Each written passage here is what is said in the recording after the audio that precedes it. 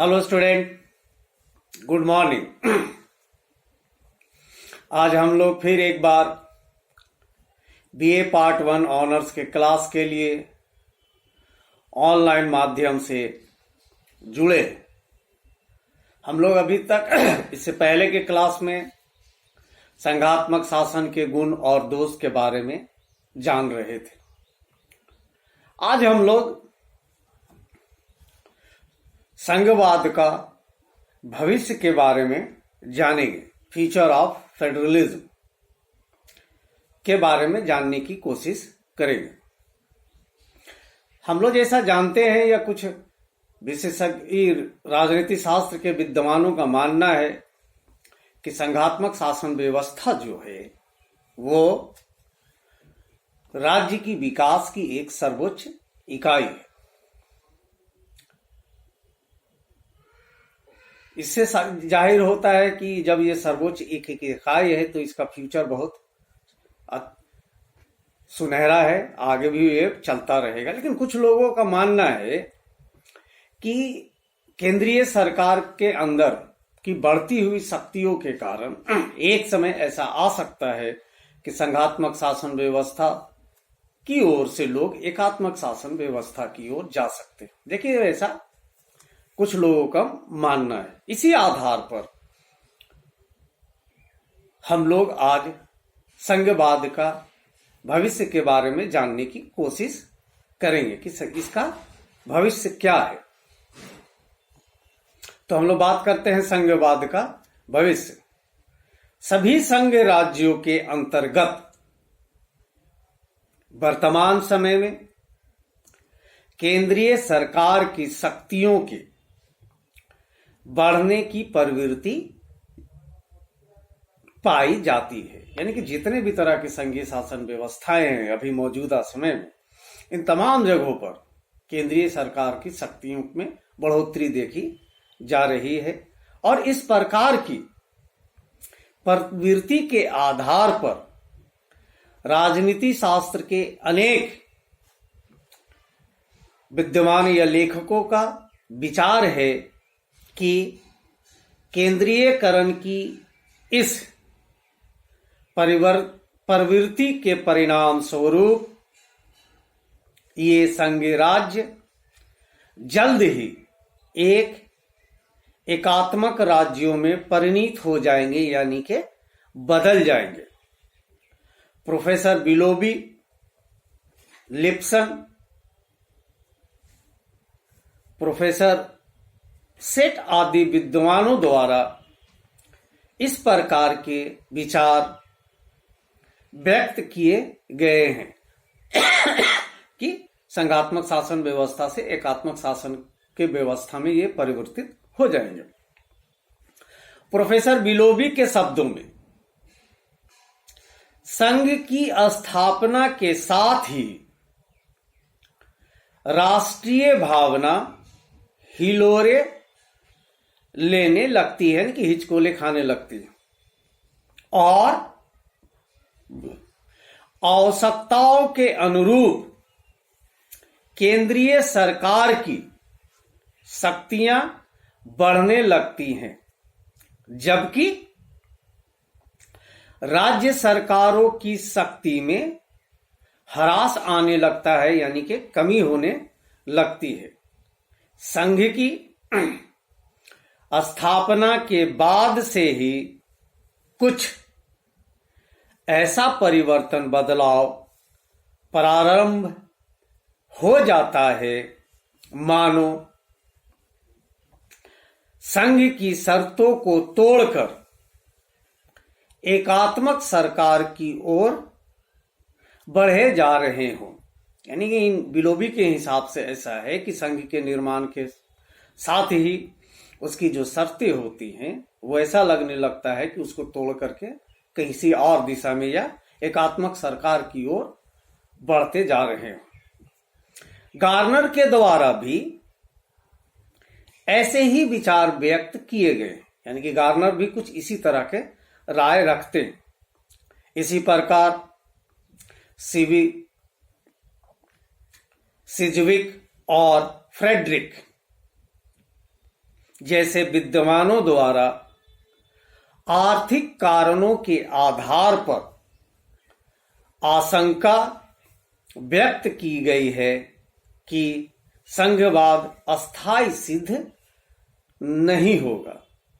यानी कि इन लोगों के हिसाब से आर्थिक कारण की वजह से संघवाद जो है वो अस्थायी सिद्ध नहीं होगा, ऐसा इन लोगों का मानना है। लेकिन हियर इस बात को स्वीकार नहीं करते हैं कि संघात्मक सरकार का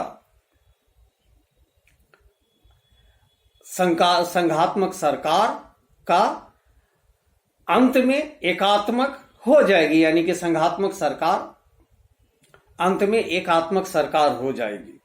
इसका उत्तर देते हुए वे कहते हैं कि यह भविष्यवाणी है, यानी कि यह अनुमान लगाया जा रहा है, ऐतिहासिक निर्णय नहीं है, क्योंकि आज तक कोई भी संघात्मक सरकार एकात्मक सरकार में नहीं बदली है।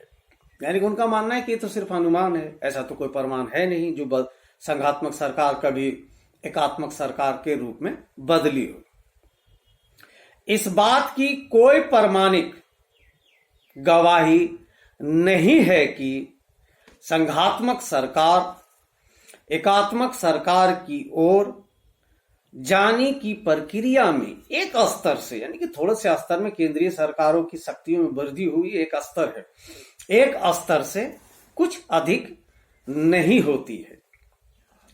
यह ठीक है कि संघों में केंद्र कुछ शक्तिशाली होते जा रहे हैं, लेकिन संघ राज्यों के अंतर्गत या उसके अंदर केंद्रीय सरकार की शक्तियों के बढ़ने के कारण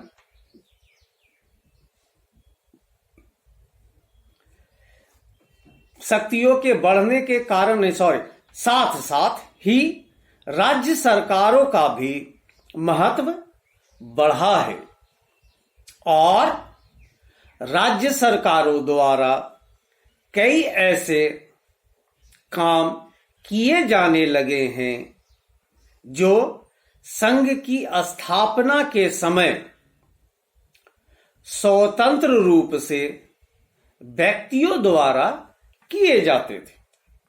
यानी कि कुछ लोग इनका मानना है कि जो काम पहले स्वतंत्र रूप से नागरिक करते थे, अब वो राज्य सरकारों के द्वारा किए जाते हैं। इसके अतिरिक्त राज्य सरकारें अपनी स्वतंत्र रूप से अपनी स्वतंत्रता और अस्तित्व बनाए रखने के लिए अब भी अग्रसित हैं, जितने वे संघ निर्माण के समय थी। यानी कि अपनी स्वतंत्रता और अपनी अस्तित्व को बचाए रखने की जितना इच्छा संघ निर्माण के समय उनमें थी, वो आज भी बरकरार है।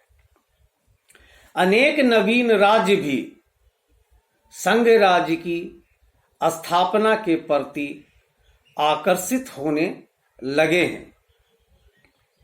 उदाहरण के लिए पश्चिमी यूरोप के राज्यों में संघ की स्थापना का विचार बल पकड़ रहा है और एशिया तथा अफ्रीका के राज्यों में भी इस प्रकार की भावना पाई जाने लगी है। दरअसल संघवाद ने विश्व की अनेक समस्याओं का समाधान प्रस्तुत किया है।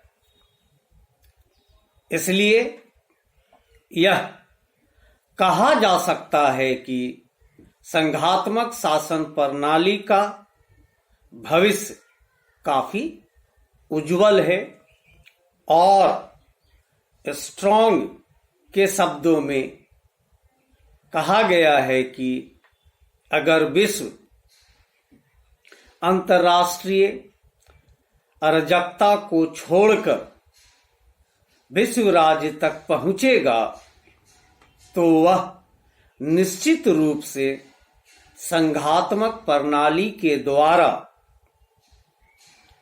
ही पहुंचेगा।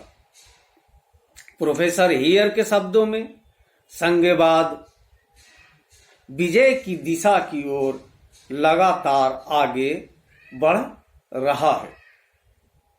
यानी कि कुछ लोगों का मानना, जैसे प्रोफेसर स्ट्रॉन्ग का कहना है क्या कि अगर विश्व अंतर्राष्ट्रीय अराजकता को छोड़कर, क्या उसको बोलते हैं कि विश्व राज्य तक अगर कभी पहुंचे, यानी कि पूरी दुनिया एक राज्य के रूप में अगर हो जाती है या होगी, तो वो सिर्फ संघात्मक शासन प्रणाली के जरिए ही संभव है, मुमकिन है।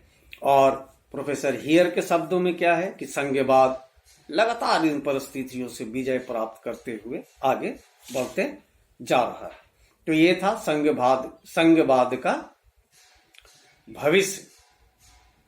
तो आज के लिए बस इतना ही, फिर हम लोग अगली क्लास में